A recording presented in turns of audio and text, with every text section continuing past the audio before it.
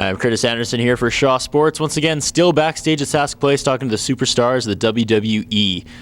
With me now is Bradshaw. Now, Bradshaw, how are you enjoying Saskatoon since you got here? I am freezing my tail off up here. I have never been this cold in my entire life. If it was warmer, it would be freezing up here. I am from Texas.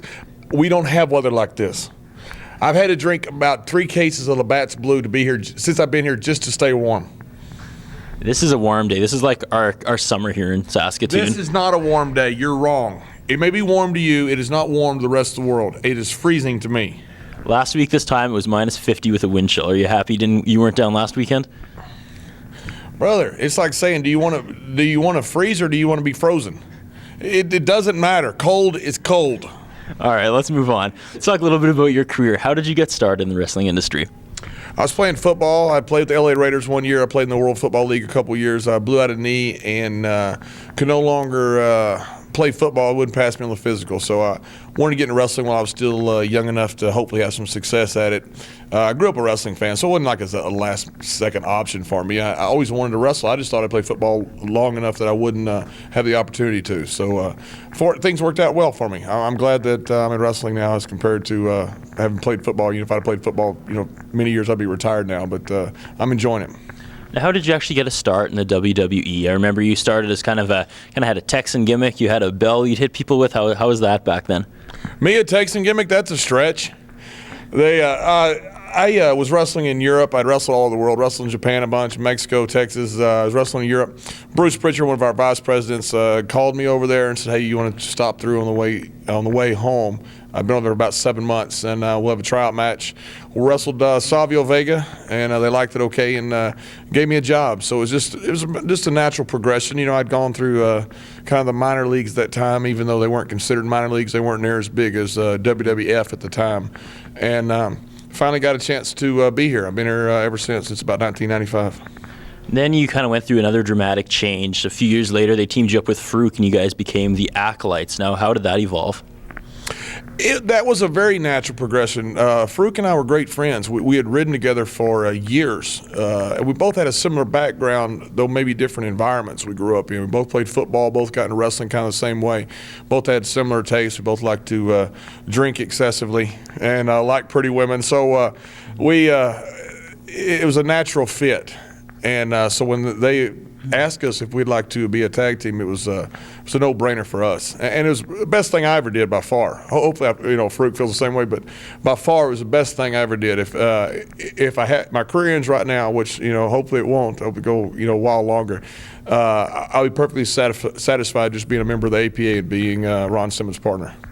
Now, you guys have been partners since about 1999. That's pretty unprecedented for a tag team to last that long in the wrestling industry. Now you've kind of evolved again. What is the APA these days? The APA is still the same thing it was. I just got a different hairstyle. This is actually my real hair color. Most black-haired guys dye their hair blonde. I just went the other way to get a different look. And it's still the same APA. Things change as society changes. Farouk's coming back here in a few weeks, and the APA will be around for a while longer. And I'm looking forward to it. It's going to be a lot of fun. Now, I know from seeing you on TV, you're very patriotic. How much of a benefit was that to go over and see the troops across seas? Going over to see the troops was a lifetime experience. I've been over there 3 times in the past 12 months. And to actually get over there and be able to perform for them was a phenomenal thing. We're there to tell them thank you, and they're sitting there telling us thank you. But what we try to tell them is Mel Gibson and Sly Stallone, they don't play us. They play them because they're the heroes in modern-day society. And they've done an unbelievable job. There hasn't been a major terrorist attack since 9/11 on the United States or North America. And the reason is because our military's done an unbelievable job of keeping these bad guys on the run. And we're just over there to tell them thank you. But to actually be over there and be in Baghdad, stay in Hussein's palace, and sleep and eat with the troops. It was really a lifetime experience, one that I wish that everybody could benefit from. We finish with this question, but I'm going to ask you now, is that pretty much your career highlight, being able to do that so far? There's no doubt about it. I knew it before I walked out. And very, very rarely do you know something before you walk out that this is going to be the epitome of, at least up to now, of my career. And that to me was bigger than being at WrestleMania down in Houston, my home state of Texas, in front of 68,000 people, which was huge. Being the same building that Nolan Ryan made famous, that Bodacious the Bull almost killed Tough Hedeman in, and the Love You Blue of Earl Campbell. To be in that building was really memorable to me. Before I walked out and back down, I knew this would be one of the most memorable nights of my life, and it was. That was by far probably the highlight of anything I've ever done. Let's go back to your in-ring performance. Now, you have a unique finishing mover in the way that it's so basic, but you do it so good that you get the pin after that. How did that come about? It was kind of in an age where everybody's finishing maneuver is, the flashiest, the most powerful, and you came out and you just did a clothesline, and it was amazing. I stole it from a couple people. From Barry Windham originally used the lariat for a finish. Terry Gordy didn't use it for a finish. My clothesline's almost identical to Terry Bam Bam Gordy's. And of course, Stan Hansen used the clothesline for years. He threw it a bit different. The way I did it was I'd been in Japan on a long tour. They said, "What's your finish?" And they said, "Well, he looks like Barry Windham, so let's let him use the finish because of that." And every night I would throw it, they didn't like it, so they said, "Throw it harder, hit the ropes and run, and throw it harder, hit the ropes and run." So slowly over about a 3 or 4 week period in Japan, using that finish every night and then modifying it was how I developed the uniqueness to it and the actual final. Product of the clothesline from hell. Steve Austin named it that. We were in Europe, and Steve, when I came back, I'd used the clothesline from hell on somebody, and I came back and he said, "That's not a clothesline, that's a clothesline from hell." And so it's stuck ever since, the name for it.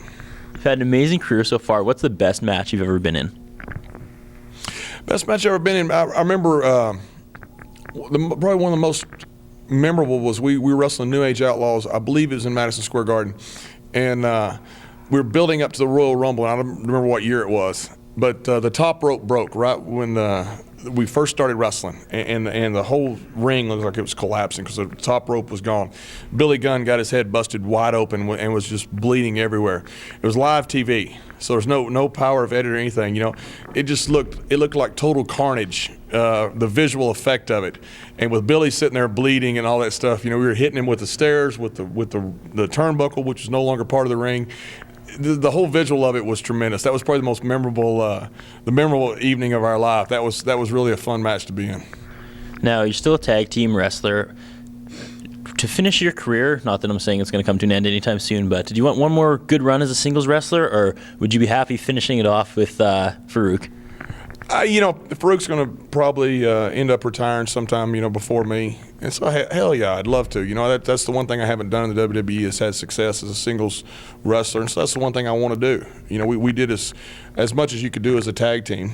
And when Farouk ends up stepping aside, I'm not going to rush it. I'm having a great time doing it. Then, that's what I want to do because that's the one thing I have left to do in the WWE is see how far I can go as a singles wrestler. Think you guys are going to have one last run with the tag titles, though, before this happens? I hope so. The APA is going to be around a little while longer, and I hope so. More importantly, I think I want to have fun. I want to have a good time and entertain the fans like I think we've been doing, for a number of years. We want to have a good time, just raise some hell and drink a lot of beer, and people seem to like that because there's no pretense about that. We enjoy doing that, and I think people enjoy watching us have a good time.